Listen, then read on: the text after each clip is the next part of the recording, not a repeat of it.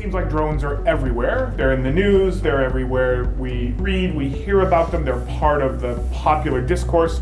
What are the industries that drone technology is disrupting today? There are so many use cases for drones, and really it's focused on taking manual repetitive tasks and automating that with an aerial robot, whether or not that's inspection, whether or not that's security.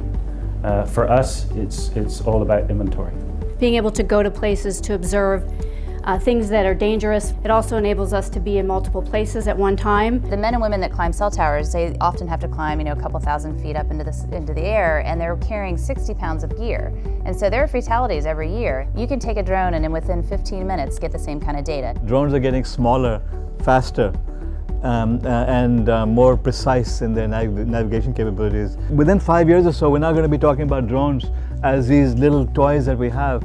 The continuum will be from little tiny insects to large-scale aircraft that fly. So the flying cars we dreamed about are drones. Technology is advancing so much that probably every industry is looking at this. China is basically positioned to own this space because of less regulations, because of more innovation, because of much larger market than the United States.